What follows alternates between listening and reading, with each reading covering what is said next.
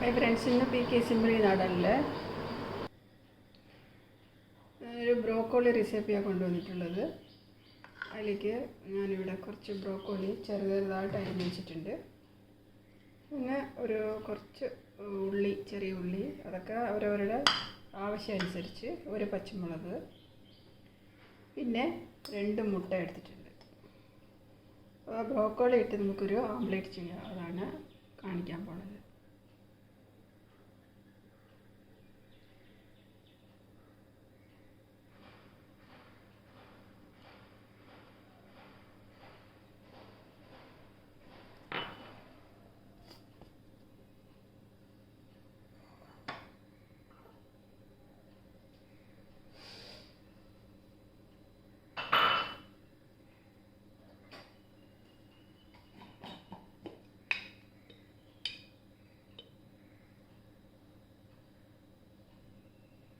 കുറച്ച് മഞ്ഞൾപ്പൊടി,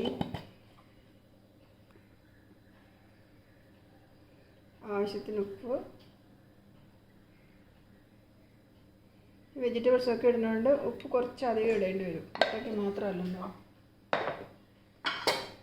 എന്നിട്ട് ഇതെല്ലാം കൂടെ അതിലേക്ക് ഇടാൻ വെക്കും.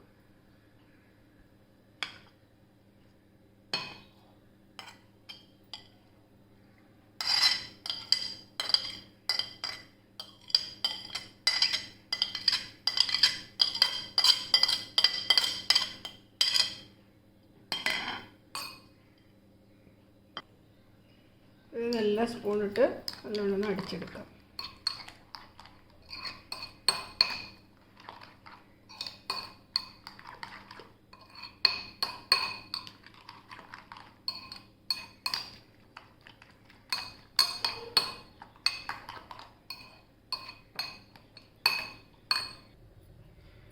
മുട്ട നല്ലോണം അടിച്ചതിന് ശേഷം അതിലേക്ക് കുറച്ച് കുരുമുളക് കൂടെ ചേർക്കാം.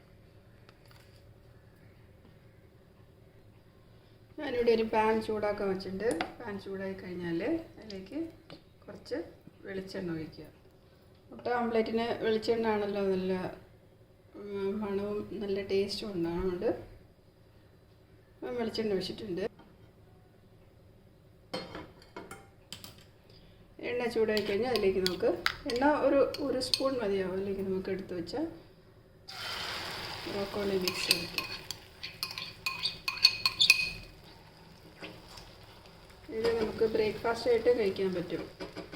ഡിന്നറിനോ ബ്രേക്ക്ഫാസ്റ്റിനോ ഒരു ഹെൽത്തി ആയിട്ടുള്ളൊരു ഇല്ല. അപ്പം ചോറൊന്നും കഴിക്കണ്ട, ചോറോ ചപ്പാത്തിയോ ഒന്നും ഇല്ലെങ്കിലും ഇങ്ങനെ ഇതൊരെണ്ണം കഴിച്ചാൽ നല്ലോണം വയറ് നിറയും. ഇതൊന്നും നമുക്ക് ലോ ഫ്ലെയിമിലിട്ട് വേണം വേവിച്ചെടുക്കാൻ. കാരണം ബ്രോക്കോളിയുടെ അതൊന്ന് വെന്ത് കിട്ടണ്ടേ. ഇത് പതുക്കെ ഒന്ന് മറിച്ചിടാം.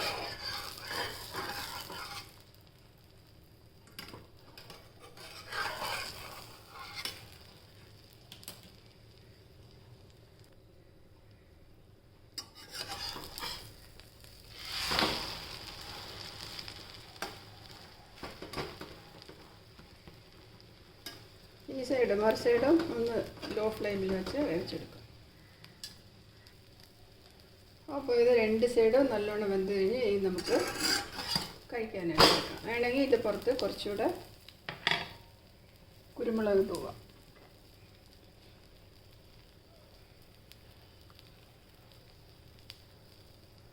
നല്ല ടേസ്റ്റി ഹെൽത്തി ആയിട്ടുള്ള ഒരു എഗ്ഗ് ബ്രോക്കോളി ഓംലെറ്റ് ട്രൈ ചെയ്ത് നോക്കൂ.